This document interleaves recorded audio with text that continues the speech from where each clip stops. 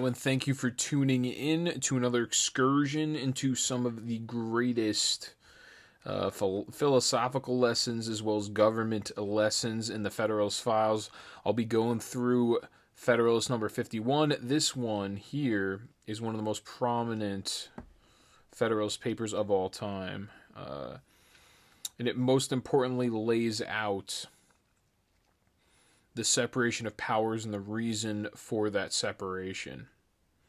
It is titled, "The Structure of the Government Must Furnish the Proper Checks and Balances Between the Different Departments," written by James Madison, February 6th, 1788. Topics include organizational structure and elements of each branch, give each branch power to defend itself against other branches, and a dependence on the people is the control on government.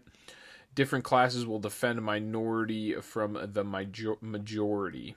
I think I've gone through that principle before, but Madison hits on it and accentuates it much more in this paper. So in this paper, Madison, he closes the separation of powers argument put forth and attempts to clarify the principles and structure of the proposed Constitution. So this is going to be the very last paper from this specific segment. I don't remember exactly what the segment was called. It was something like the Articles Considered, or the Constitution Considered, or the Principles Therein, or something of that nature. Let me see if I could try to find exactly what it was, because I'm drawing a blank. The Republican form of the proposed Constitution. That was like this section. That's what I have it written down as. So that's going to close this one up, and then next we're going to go on to the legislature, and he's going to explain the two branches, and that part's going to be very interesting. That will range from Federalist number 52 to Federalist number 66. So he starts off here. He states, and I quote, "To what expedient then shall we resort for maintaining in practice the necessary partition of power among the several departments as laid down in the Constitution? The only answer that can be given is that as all these exterior provisions are found to be inadequate, the defect must be supplied by so contriving the interior structure of the government as that its several constituent parts may by their mutual relations be the means of keeping each other in their proper places." End quote. So he's saying, what's the reason for these several departments? Why is it that we have three different branches of government? What is the reasoning for that? Why is that provision supposed to be adequate? And he goes on in this paper to examine it, and he explains that it's to keep, he says, the means of keeping each other in their proper places. They're all going to work as a safeguard against each other. So he goes on, he states next, and I quote, "It is evident that each department should have a will of its own, and consequently should be so constituted that the members of each should have as little agency as possible in the appointment of the members of the others. Were this principle rigorously adhered to, it would require that all the appointments for the supreme executive, legislative, and judiciary magistracies should be drawn from the same fountain of authority, the people, through channels having no communication whatever with one another." End quote. So he's going to go on to explain why this principle is just unrealistic. It's impractical.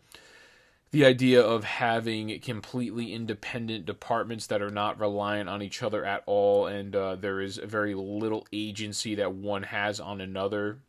So one has very little impact on the other. It sounds great theoretically, but in practice it's pretty much impossible, because then it would have to be a direct democracy where there's a vote on legitimately every single thing in government, which I don't even know if we'd be able to pull that off today. If we did, actually, it would probably benefit the Republicans, in all honesty, if we had a system like that where every single thing was voted on every single day, because what we'd do is we'd probably have a system that was devised that used the internet, and you'd go online, you'd probably log in with some sort of social security code, and then you would vote on whatever the topics are of that day or that week. And I could see Republicans, considering they're much more well-informed, they would know how to vote. And Democrats, unless if they went to their media coverage and the legacy media class told them what to vote, that is the only possible chance that they would be able to figure it out, because I think they legitimately don't know policy. They can't read law. The Democrat voter, for sure, the base is a lot less aware of the current events, current news, and they're unaware of what provisions and the ramifications for government mandates are.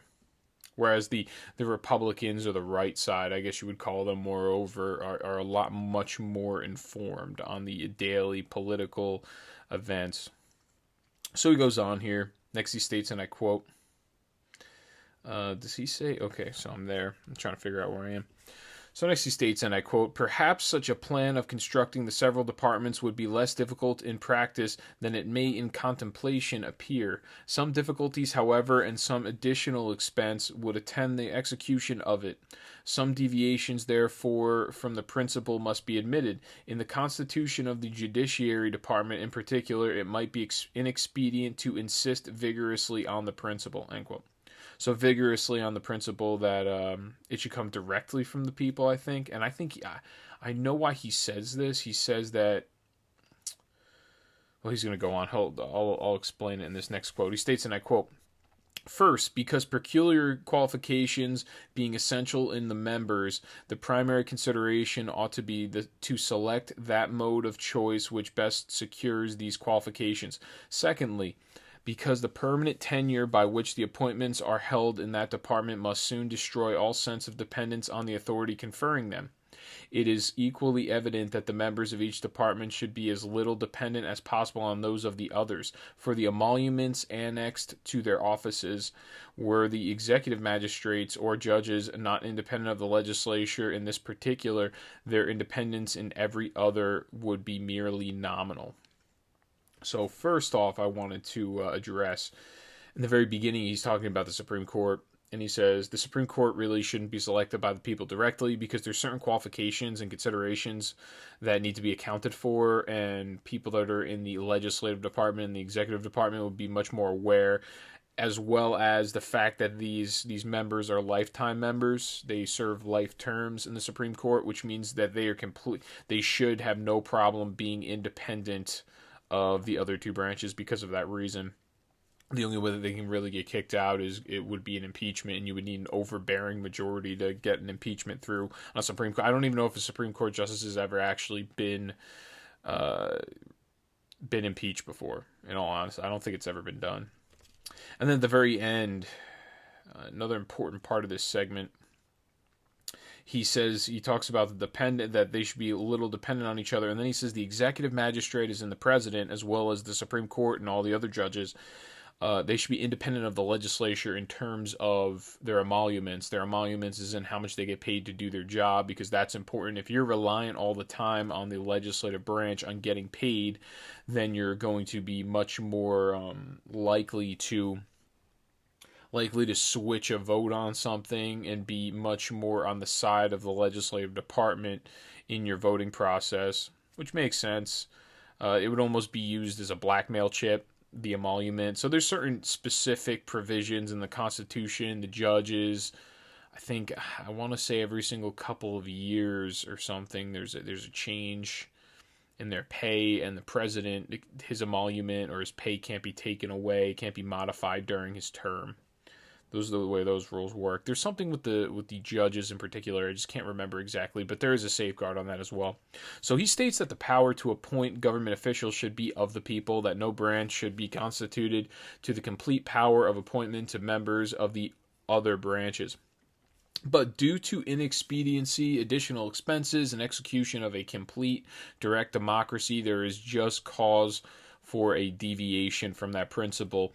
In result, Madison believed, and I quote, the great security against the gradual concentration of the several powers in the same department consists in giving to those who administer each department the necessary constitutional means and personal motives to resist encroachments of the others. Which makes sense. It's just safeguards. It's pretty much defenses. For example, I think he cites it in this one. The executive branch has the qualified negative, also known as their veto power. That veto power could be used to protect themselves and their position.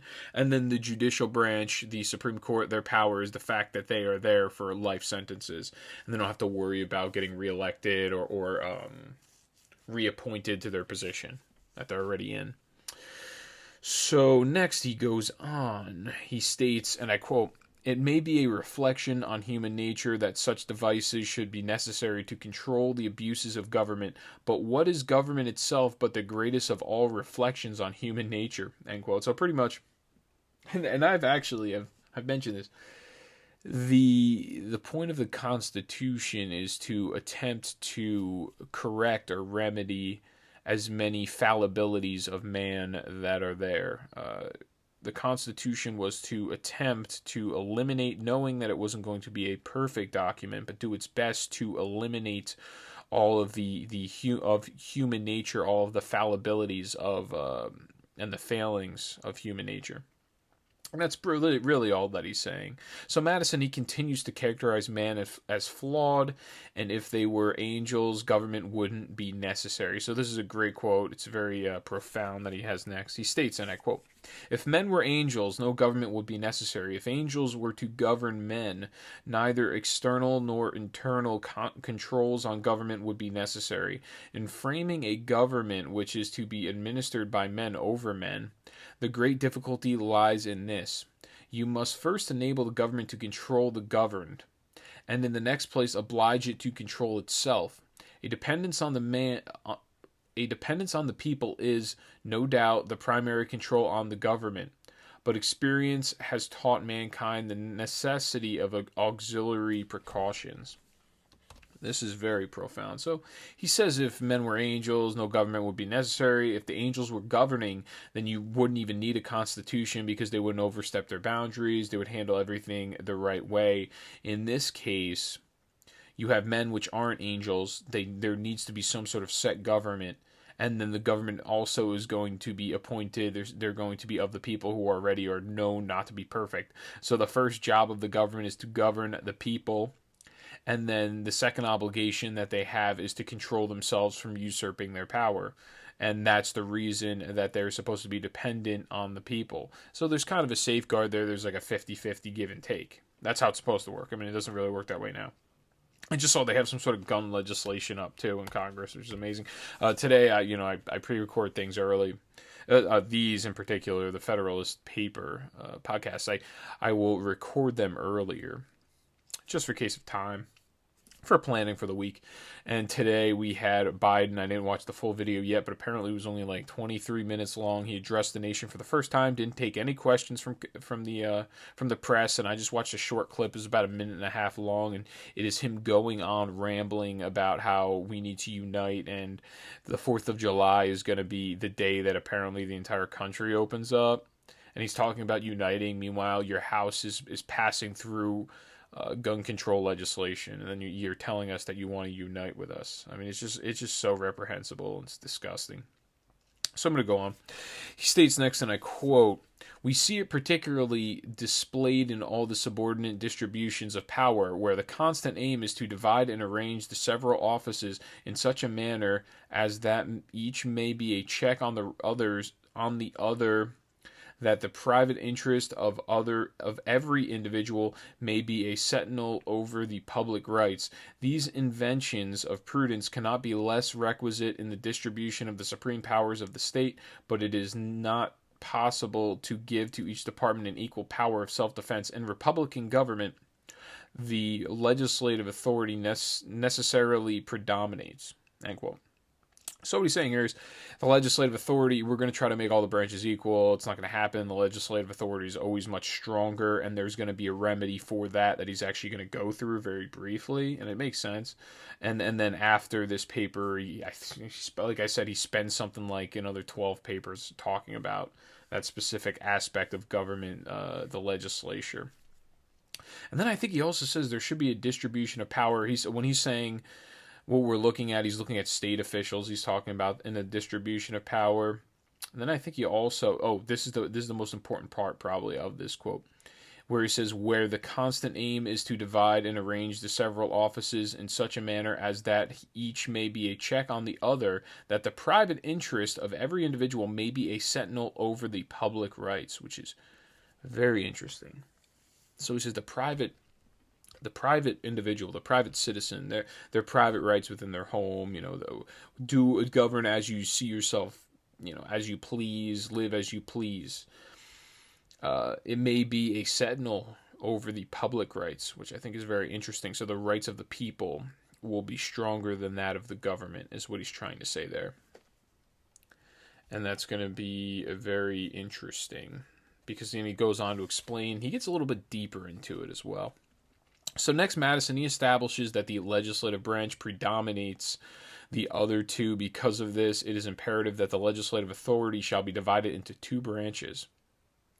He states, and I quote, "and to render them by different modes of election and different principles of action." So he's just talking about the legislative branch.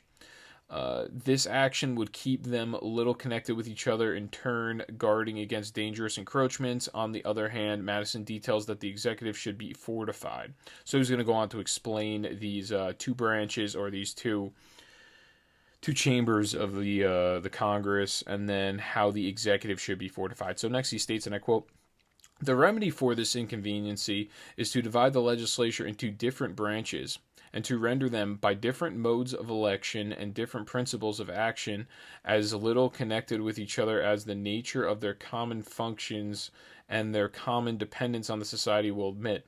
It may even be necessary to guard against dangerous encroachments by still further precautions, as the weight of the legislative authority requires that it should be thus divided.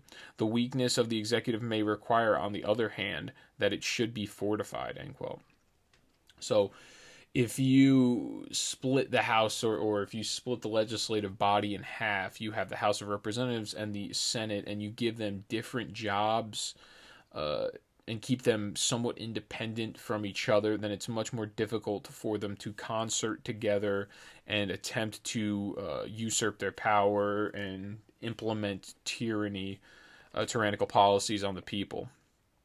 And when he says fortified, he starts to explain the veto power. He doesn't actually use the word of veto, but he calls it an absolute negative.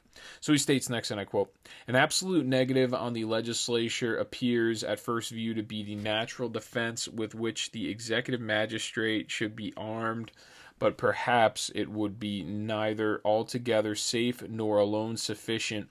On ordinary occasions it might not be exerted with the requisite firmness, and on extraordinary occasions it might be perfidiously abused," end quote. So this is why he'll go on, I think I don't know which paper, when he says what they're going to have a qualified negative rather than an absolute. An absolute negative would be a veto that would automatically shoot down any type of law that's trying to be implemented by the legislative branch. Thus, he thinks that the president, in this case, would abuse that power, or they wouldn't use that power because they know that it would instantly shoot down the legislation, which would make the president kind of look like the bad guy, and they're kind of afraid of getting impeached from their position because of it. So that's the reason they implement the qualified negative, which is the veto power. The president goes to veto it. Then after he vetoes, it gets shot back to the Congress for a 2/3 vote in both chambers to override the veto, which I think is a very fair process. I'm trying to think if he ever actually has a paper where he has to defend that process. I'm sure he does, because a lot of his dissenters had a problem with pretty much every provision in the Constitution. So next he goes on. Furthermore, Madison outlines two important points of view applicable to the federal system under the proposed Constitution. So I think this is the part... No, okay, so he doesn't get to... He explains federalism here. That's why I think this paper is so awesome, because he explains so many different principles of our government. He explains how certain things need to be split up, modified, some parts are stronger than others, and then the core foundational, almost like a philosophical principle of why we have this federalism structure. So he states these 2 points. He goes through both of them. He says, first, in a single republic, all the power surrendered by the people is submitted to the administration of a single government, and the usurpations are guarded against by a division of the government into distinct and separate departments. In the compact or the compound Republic of America, the power surrendered by the people is first divided between two distinct governments, and then the portion allotted to each subdivided among distinct and separate departments. Hence, a double security arises to the rights of the people. So he says usually in a single republic, in the way that republics used to run over in Europe, you had the grand government, the general or the federal government, and then from there, that was it. It divided and split into separate departments from there. You know, it had whatever, so many branches, and that was it. Now, in this, they call it a compound republic in America, also known as federalism. You have the federal government, and then you have your individual state governments as well, that also split into different branches. And that's a double security for the people, because the state government will defend the people against the federal government. The federal government is supposed to defend the people from the state government. And he goes on, he asserts, and I quote, hence a double security arises to the rights of the people. The different governments will control each other at the same time that each will be controlled by itself. So they will control each other, and then they'll also attempt to control themselves. So second, Madison, he illustrates that a constitutional republic is not only to protect citizens from government, but also to protect one part of the society from the other, giving credence and security to the minority from the majority group. And this is another very important principle. It really isn't thought of often. He states, and I quote, second, it is of great importance in a republic not only to guard the society against the oppression of its rulers, but to guard one part of the society against the injustice of the other part. Different interests necessarily exist in different classes of citizens. If a majority be united by a common interest, the rights of the minority will be insecure.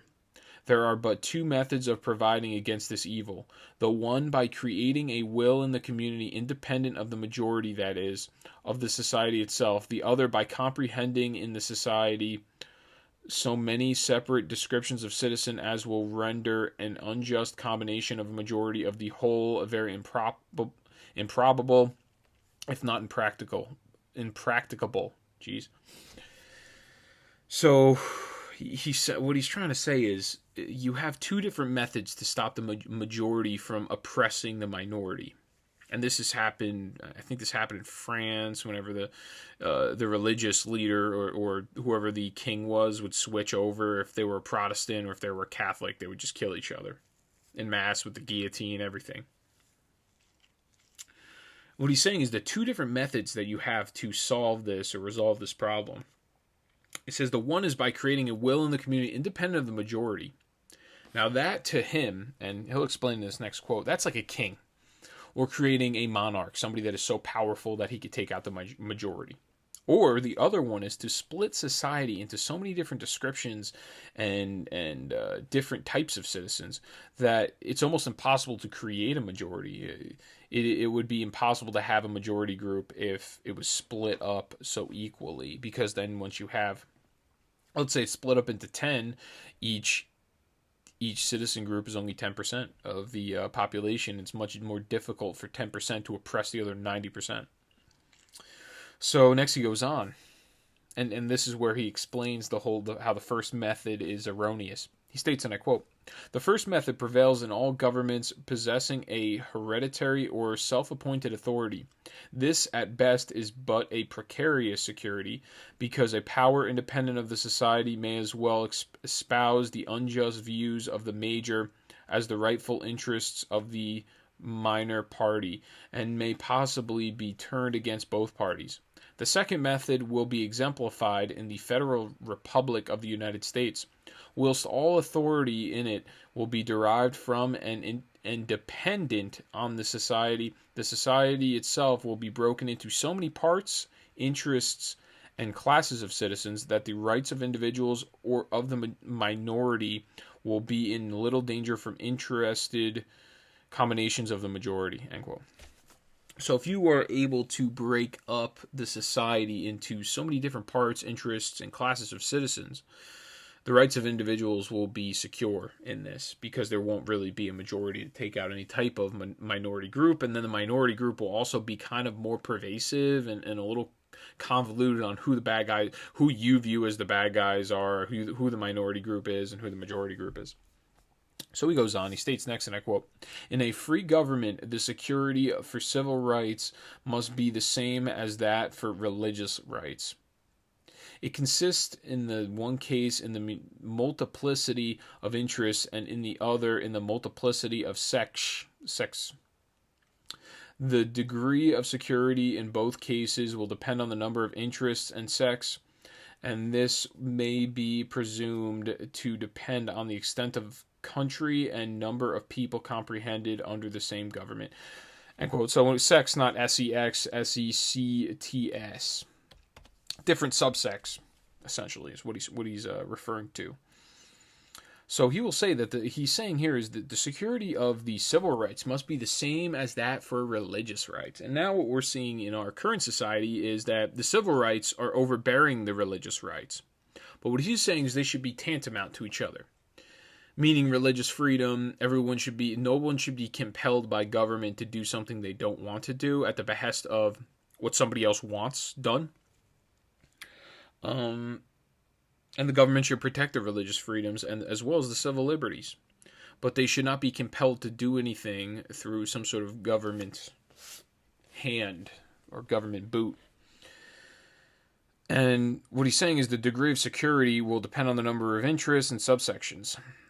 And this is presumed depending on the extent of the country. The extent of the country actually benefits this idea and putting it in action, because if you have such a large country, so many different individuals in different areas, it's more difficult to find a centralized enemy or a centralized source of factional violence.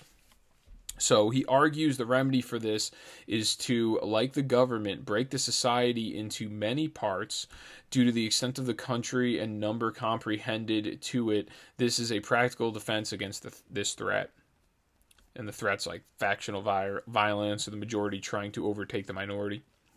So next he states, and I quote, "This view of the subject must particularly recommend a proper federal system to all the sincere and considerate friends of Republican government, since it shows that in exact proportion as the territory of the Union may be formed into more circumscribed confederacies or states, oppressive combinations of a majority will be facilitated. The best security under the Republican forms for the rights of every class of citizens will be diminished, and consequently the stability and independence of some member of the government, the only other security must be proportionately increased."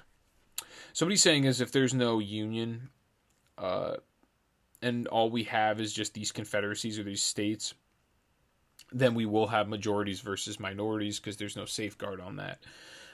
There will just be those. There's not as many subsections. There's not as many. The government, and here he's also hinting at the fact that the federal government is supposed to protect the rights of the citizens as well.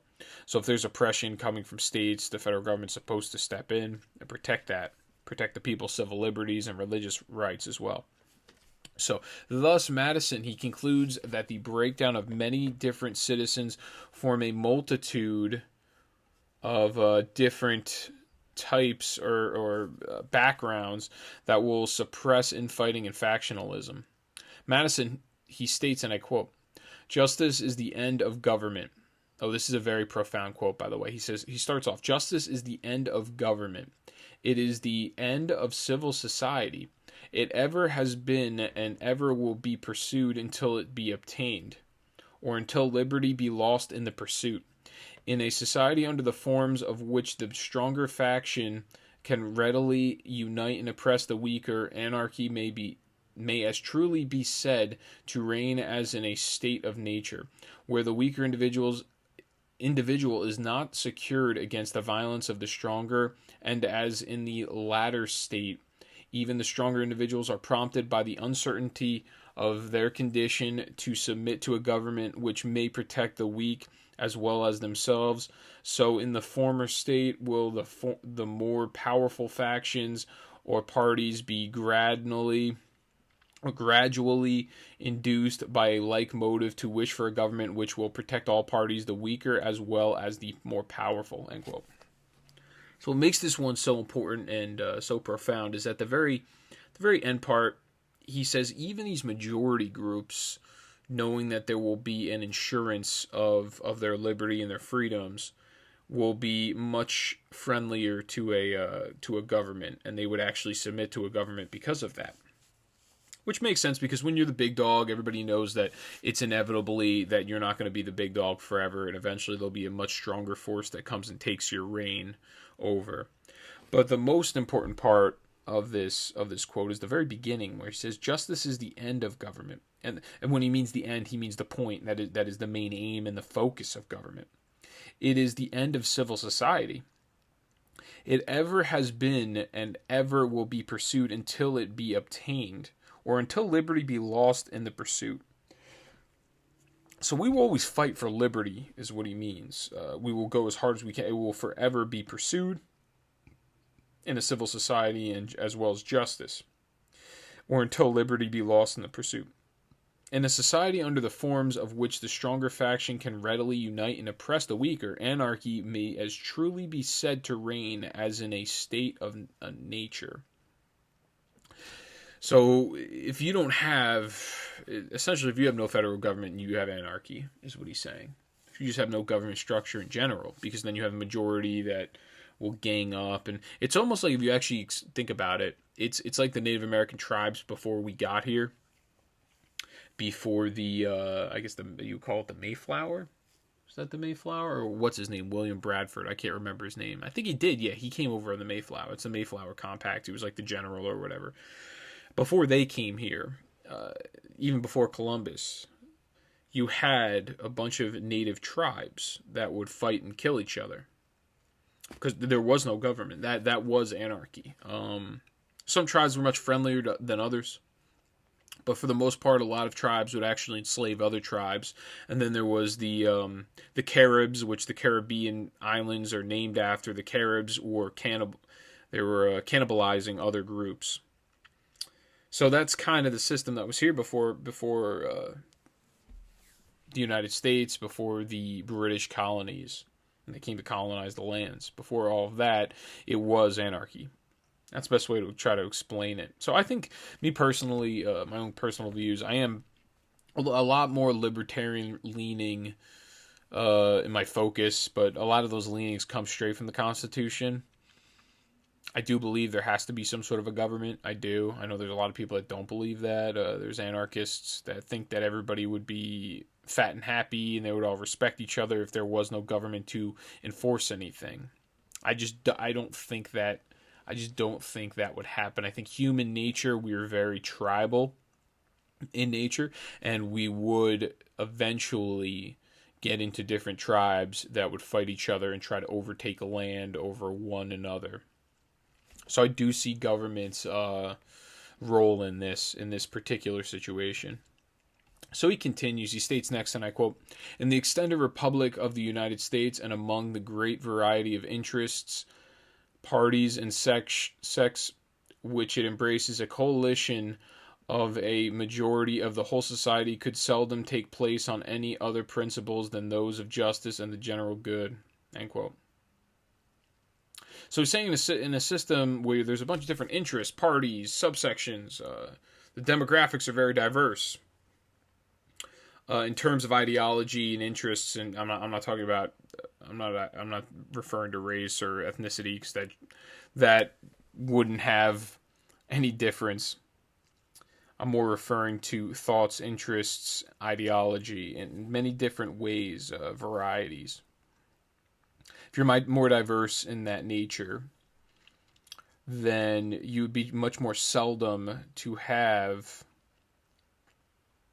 or a coalition of the majority of the whole society could seldom take place, so you wouldn't have some sort of majority try to take over people, and the only principles that would be passed and any legislation passed through the government would be for the greater good, or the general good, and justice. So in summation, under the proposed Constitution, in comparison to the current model, citizens will feel more secure and more willing to buy into a system that ensures that liberty and security will be fortified from anarchy. Even the stronger groups that could conjure up a majority against a minority will be much more willing to certify the Constitution. The safety of the minority from the majority is a very crucial principle in the modern era, in comparison to many other European countries, such as France, that fought wars of factional violence for centuries between religious groups that held the kingship. So to end here what he says, and this is pretty important here, the very beginning is much more important.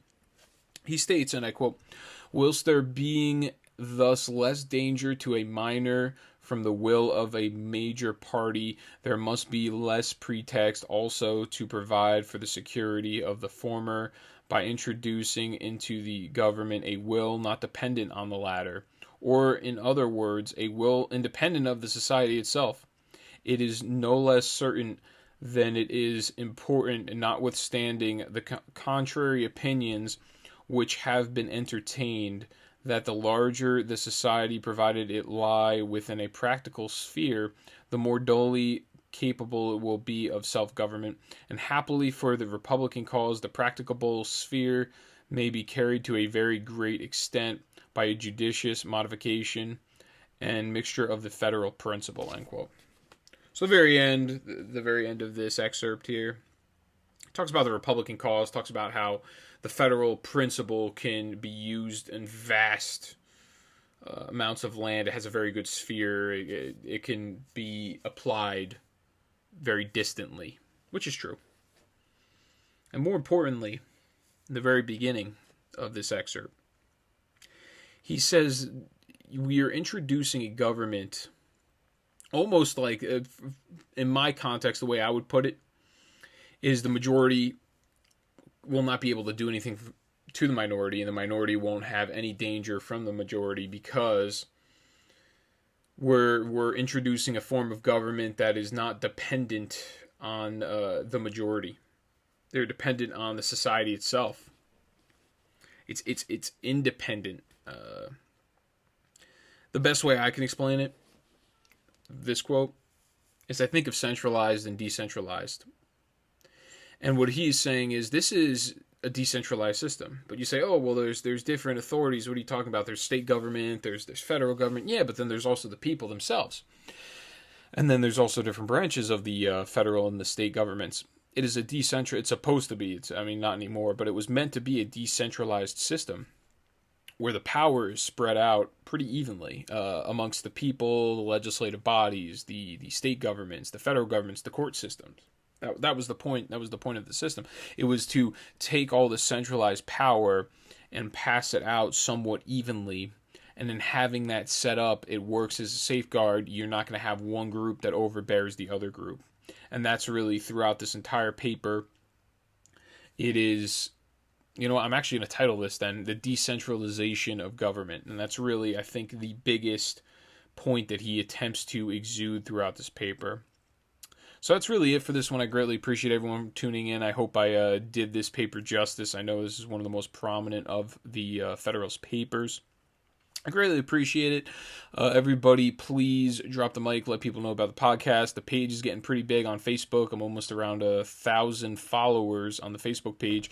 And on Rumble, please check out, and I'll have it in the description below. I'll have the Rumble page as well as the Facebook page, the links and everything included. Click on that, hit it with a follow, hit it with a subscribe, please, on either Rumble or on Facebook. On Facebook, I have about 1,000 almost, and Rumble I have 1.9 thousand, so 1.9K. On YouTube, I got pretty much nothing. YouTube has been suppressing my content hard. I get maybe 2 or 3 views per video, whereas when I turn on Rumble, I'm getting way more than that. So, please check out those pages. I always leave my email in there if anybody has any thoughts, concerns, they want to shoot me an email or something, or if you have anything for the current event podcast that I go over, if you want to send me something for that you want me to cover in the show, something that I missed, anything of that nature. But other than that, I greatly appreciate you for tuning in, and I will see you next time.